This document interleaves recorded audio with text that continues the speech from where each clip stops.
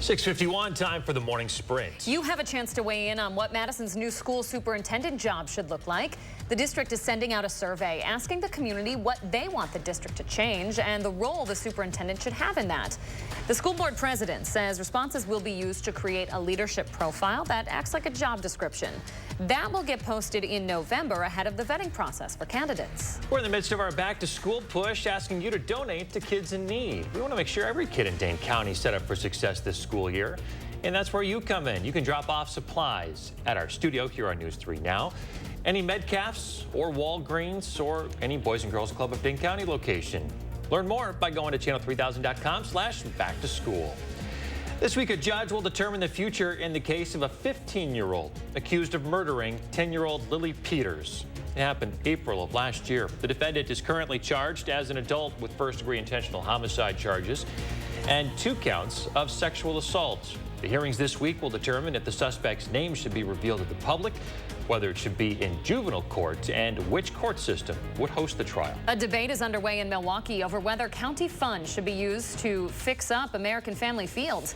County officials argue the $450 million needed for repairs should come from the state.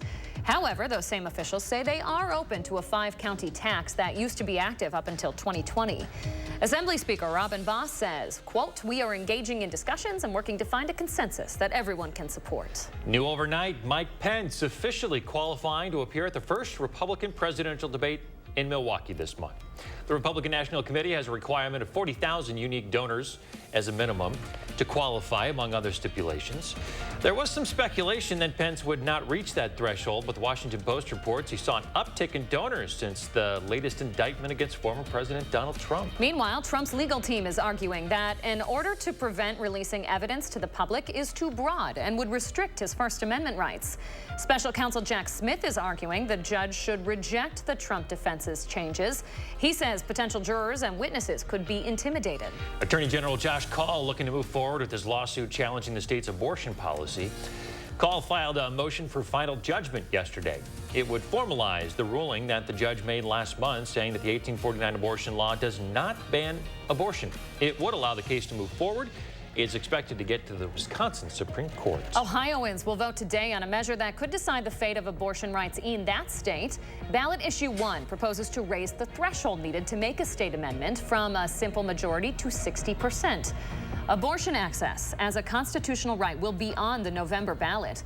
Republican lawmakers backing issue 1 say the measure is not about thwarting the fall abortion amendment. A former Minneapolis police officer convicted in his role for the killing of George Floyd will spend more time behind bars. The Hennepin County judge sentenced Tu Tao to 4 years and 9 months. That is more than what prosecutors had sought. Tao said in court that his conscience is clear. The judge says he would have liked to have heard some more remorse from Tao. Tao will serve the new sentence alongside his previous sentence for a federal civil rights charge. An appeals court is hitting President Biden's student loan provisions with yet another obstacle. On Monday, the Fifth Circuit Court of Appeals temporarily blocked the new provisions. Those provisions make it easier for borrowers to have their debts erased when they're misled or defrauded. You can still submit applications for debt relief, but nothing will be done with them while this block is in place. All right, five minutes away from 7 o'clock, looking at some sunshine this morning. Actually, a really nice start to the morning. The sun's been up for about an hour now. Just a few clouds expected throughout the day today. Temperatures right now warmed up to 66 here in Madison, 57 in Marshfield, 58 in Rockford. So we're actually a little bit warmer in the Madison area than surrounding areas. Temperatures rising quickly now. The sun's up 70s. We'll see a westerly wind up to around 5 to 10 miles per hour, headed into the low 80s. Another nice typical August day with the winds out of the west picking up at about 5 to 6 miles per hour throughout the morning hours into the afternoon.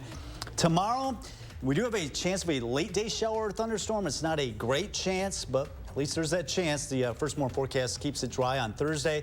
A better chance of more opportunity for some rain on Friday. Dry weather for the weekend with low 80s. All right, Kelly Slipka, thank you very much. Another news and weather update coming up in about 30 minutes.